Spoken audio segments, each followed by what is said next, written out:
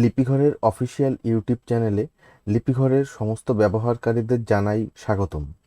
আজ আমরা যে ছোট্ট টিউটোরিয়ালটি নিয়ে এসেছি, সেই টিউটোরিয়ালটিতে আমরা দেখাবো অ্যাডোবি ইলাস্ট্রেটরের নতুন ভার্সন। লিপিঘরের কিবোর্ড ব্যবহার করে টাইপ করার সময় স্লো টাইপ হচ্ছে এবং অনেক ক্ষেত্রেই টাইপ করার পর স্পেস কি চেপে ব্যাক স্পেস মারার পর লেখাগুলি দেখা যাচ্ছে, না হলে অনেক পরে লেখাগুলি ডিসপ্লে হচ্ছে বা দেখাই যাচ্ছে না। এই সমস্যাটির সমাধান আমরা কিভাবে করব সেটি চলুন দেখে নিই।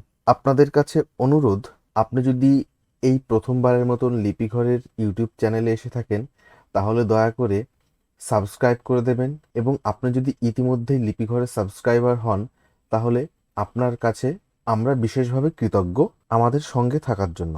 এই সমস্যাটির সঠিক সমাধান পেতে ভিডিওটিকে প্রথম থেকে শুরু করে শেষ পর্যন্ত মনোযোগ দিয়ে দেখতে হবে এবং ভিডিওতে দেখানো পদক্ষেপগুলি অনুসরণ করতে হবে। প্রথমেই অ্যাডোবি ইলাস্ট্রেটরের নতুন ভার্সন ওপেন করি।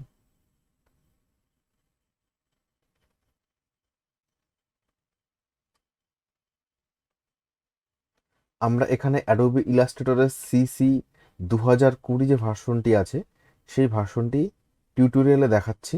হতে পারে আপনার ইলাস্ট্রেটরের ভার্সনটি এর থেকে নতুন, অর্থাৎ 2021 বা 22 ইলাস্ট্রেটরের সমস্ত নতুন ভার্সনেই আপনি এই পদ্ধতি অনুসরণ করে সমস্যাটি সমাধান করতে পারবেন। ইলাস্ট্রেটর ওপেন হওয়ার পর আমরা ফাইলে গিয়ে একটি নিউ ডকুমেন্ট নিই, ক্রিয়েটে ক্লিক করি। এবার আমরা টাইপ টুলটি সিলেক্ট করছি। দেখার সুবিধার্থে ডকুমেন্টে একটু জুম করে নিচ্ছি। এবার আমরা ফন্টের লিস্ট থেকে যে কোনো একটি আনসি ফন্টকে বেছে নেব। এখানে আমরা লিপিঘরের আলিনুর 20 গ্রাম ফন্টটিকে নির্বাচন করছি। টাস্কবারের নোটিফিকেশনে গিয়ে এখান থেকে কিম্যান 9 আমাদের ইনস্টল করা আছে। কিম্যান 9-এ গিয়ে, যেহেতু এটি ভার্সন 2 ফন্ট, আমরা ভার্সন 2-র জাতীয় যে লেআউটটি আছে সেটি সক্রিয় করছি। এখানে হতে পারে আপনি অন্য লেআউট ব্যবহার করছেন, আপনি যে লেআউট ব্যবহার করছেন সেই লেআউট অনুসারে কিন্তু এখানে আইকনের রং থাকবে। আমাদের এই টিউটোরিয়ালে আইকনের রং অথবা কিবোর্ড লেআউট নিয়ে মাথা ঘামানোর কোনো প্রয়োজন নেই। আমরা কিবোর্ডটি অ্যাক্টিভ করছি। দেখুন টাস্কবারে লিপিঘরের আইকন এসে গেছে। এবার যদি আমরা লিখি, টাইপ করছি কিন্তু কিছুই আসছে না। এবার আমরা স্পেস চেপে তারপর ব্যাক স্পেস দিলে দেখুন এবার লেখাটি এলো। তাহলে এই যে সমস্যা হচ্ছে ইলাস্ট্রেটরে, আমরা বোঝার চেষ্টা করি সমস্যাটি আসলে কেন হচ্ছে। এখানে যে কিম্যানটি আমরা ব্যবহার করছি, কিম্যানের ভার্সন হচ্ছে কিম্যান 9। কিম্যান 9 আসলে ইলাস্ট্রেটরের নতুন ভার্সন, অর্থাৎ ইলাস্ট্রেটর সিসি 2020 বা 2018 বা 17 এদের সঙ্গে সঠিকভাবে সাপোর্ট করে না। যার জন্য আমাদের একটাই কাজ করতে হবে, সেটি হচ্ছে কিম্যানের ভার্সনকে শুধু আপগ্রেড করতে হবে। আমরা এবার নতুন কিম্যান ডাউনলোড করব এবং ইনস্টল করে দেবো। আমাদের পুরনো কিম্যানটি রিমুভ করা বা আনইনস্টল করার কোনো দরকার নেই। আমরা এখান থেকে আমাদের ওয়েব ব্রাউজারটি ওপেন করছি। ওয়েব ব্রাউজার ওপেন করার পর আমাদের কিম্যানের ওয়েবসাইটে যেতে হবে। তার আগে আমরা কিবোর্ড লেআউটটিকে ইংলিশ করে নিচ্ছি। এবার আমরা এখানে টাইপ করব কিম্যান.com। কিম্যান.com টাইপ করার পর আমরা এন্টার দিচ্ছি। দেখুন কিম্যানের ওয়েবসাইটটি খুলে গেছে। এখান থেকে আমরা প্রোডাক্টের মধ্যে যাব। এখানে দেখুন কিম্যান 15 ফর উইন্ডোজ। এখানে আপনারা সবসময় চেষ্টা করবেন, যারা নতুন ভার্সনের সফটওয়্যার ব্যবহার করছেন বা নতুন উইন্ডোজ ব্যবহার করছেন, তারা অবশ্যই লেটেস্ট ভার্সনের কিম্যান ব্যবহার করার চেষ্টা করবেন। তাহলে কিন্তু আপনাদের এই ধরনের সমস্যার সম্মুখীন হতে হবে না। যারা পুরানো সফটওয়্যার অর্থাৎ ফটোশপ 7 বা পেজ মেকার বা কোরেল ড্র 11 বা 10 ব্যবহার করছেন, তারা কিম্যান 6 বা কিম্যান 7 বা কিম্যান 8 বা কিম্যান 9 ব্যবহার করতে পারেন, কিন্তু নতুনদের জন্য সবসময় নতুনটা ব্যবহার করাই সব থেকে ভালো। আমরা কিম্যান 15 ফর উইন্ডোজে ক্লিক করছি। ক্লিক করার পর এখানে দেখুন কিম্যানের একটি ছবি দিয়েছে। এখানে সবুজ রঙের একটি ডাউনলোড বাটন আছে। আমরা ডাউনলোড বাটনে ক্লিক করছি। ক্লিক করার পর এখানে দেখুন দিয়েছে download Keyman 15 for Windows completely free. আমরা একদম নিচে চলে যাব। নিচে যাওয়ার পরে দেখুন সবুজ রঙের মধ্যে কিম্যান ফর উইন্ডোজ 15.0.267 এখানে রিলিজ ডেট দিয়ে দিয়েছে 2022 7/26 অর্থাৎ জুলাই মাসের 26 তারিখে এটি প্রকাশিত হয়েছে। এর সাইজ হচ্ছে 84.57 MB। আমরা এটিকে ডাউনলোড নাওতে ক্লিক করব। ডাউনলোড নাওতে ক্লিক করার পর এখানে দেখুন কিম্যান ডাউনলোড হচ্ছে।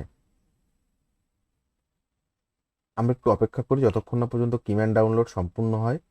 কিম্যান ডাউনলোড সম্পূর্ণ হয়ে গেছে। এবার দেখুন এখানে ওপেন ফাইল এসছে।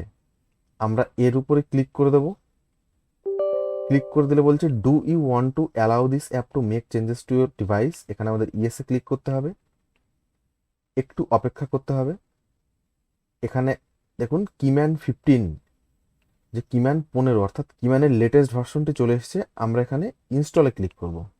এখানে দেখুন রিমুভিং ওল্ডার ভার্সন অর্থাৎ কিম্যানের পুরানো ভার্সন যেটি আছে সেটিকে কিন্তু কিম্যানের ইনস্টলার অটোমেটিকলি রিমুভ করে তারপর নতুন ভার্সনটা ইনস্টল করে। সুতরাং আমাদের কিম্যানের নতুন ভার্সন এলে পুরানো ভার্সনটাকে ম্যানুয়ালি আনইনস্টল করে আবার কিম্যানের নতুন ভার্সন ইনস্টল করার দরকার নেই। কিম্যানের পুরানো ভার্সন ইনস্টল করা অবস্থাতেই আমরা নতুন ভার্সন ইনস্টল করব। নতুন ভার্সন যখন ইনস্টল হবে পুরানো ভার্সনটাকে ও রিমুভ করে তারপর অর্থাৎ একই সঙ্গে হয়ে যাবে।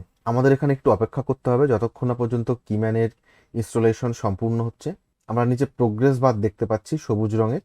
এখানে দেখাচ্ছে কতদূর পর্যন্ত প্রোগ্রেস গেছে। কিম্যানের ইনস্টলেশন সম্পূর্ণ হয়েছে।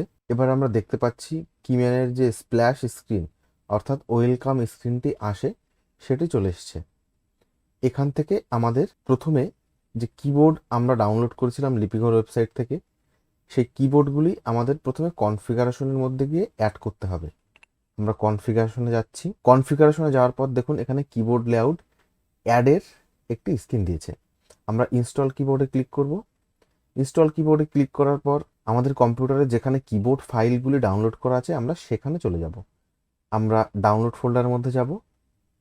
এখানে দেখুন ANSI V2 জাতীয় এবং ANSI V3 জাতীয় আছে। আমরা যে কোনো একটি ANSI কিবোর্ডকে সিলেক্ট করে ওপেনে ক্লিক করব। এখান থেকে কিবোর্ড ফাইল ইনস্টলের যে উইন্ডোটি এসছে সেখানে ইনস্টলে ক্লিক করব। দেখুন কিবোর্ড ইনস্টল হচ্ছে। আমাদের আরেকটু অপেক্ষা করতে হবে, ইয়েসে ক্লিক করতে হবে। ANSI V2 জাতীয় কিবোর্ডটি ইনস্টল করা সম্পূর্ণ হয়েছে। আমরা V3 কিবোর্ডটি এবার কিম্যানে অ্যাড করি। ইনস্টলে ক্লিক করছি, ইয়েসে ক্লিক করছি। আরেকটু অপেক্ষা করতে হবে। আমাদের ANSI V2 জাতীয় এবং ANSI V3 জাতীয় কিবোর্ড অ্যাড হয়ে গেছে। আপনি এখানে আপনার ইচ্ছা মতন বা আপনি যে কিবোর্ড লেআউটে অভ্যস্ত সেই কিবোর্ডটি লিপিঘরের ওয়েবসাইট থেকে ডাউনলোড করে কিম্যান 15 অর্থাৎ কিম্যানের নতুন ভার্সনে অ্যাড করে নেবেন। আবার আমরা ইলাস্ট্রেটরে ব্যাক করছি। আগের যে টেক্সটটি ছিল তারপর থেকে চলুন আমরা কন্টিনিউ করি। এই উইন্ডোটাকে আমরা ক্লোজ করে দিই এবং কিম্যানের যে ওয়েলকাম স্ক্রিন আছে এখান থেকে স্টার্ট কিম্যানে ক্লিক করি। স্টার্ট কিম্যানে ক্লিক করার পর দেখুন নোটিফিকেশন এরিয়াতে কিম্যানের আইকন চলে এসছে, অথবা আমরা এখান থেকেও কিম্যান অ্যাক্সেস করতে পারি। দেখুন আমরা রাইট ক্লিক করে কনফিগারেশনে যদি যাই এখানে কি দেখাবে। কনফিগারেশনে যাওয়ার পর আমরা সাপোর্টের মধ্যে গেলে এখানে দেখুন কিম্যানের ভার্সন দেখাচ্ছে ভার্সন 15.0.267 অর্থাৎ আগে আমাদের ছিল কিম্যান 9, তাতে সমস্যা হচ্ছিল। আমরা এটিকে আপডেট করে কিম্যান 15 করেছি। আমরা এই উইন্ডোটিকে ক্লোজ করে দিই। এবার আমরা নোটিফিকেশনের মধ্যে গিয়ে কিম্যানে ক্লিক করে এখান থেকে যেহেতু আমাদের ফন্ট ANSI V2 আছে আমরা V2 কিবোর্ডটিকে সিলেক্ট করছি। দেখুন আইকন বদলে গেছে। এবার আমরা টাইপ করি, দেখি সমস্যার সমাধান হয়েছে কিনা। দেখুন টাইপ করার সঙ্গে সঙ্গে কিন্তু কাজ করছে, অর্থাৎ আগে যে স্লো ছিল সেটা নেই। এবার আমরা যুক্তাক্ষর লিখে দেখি।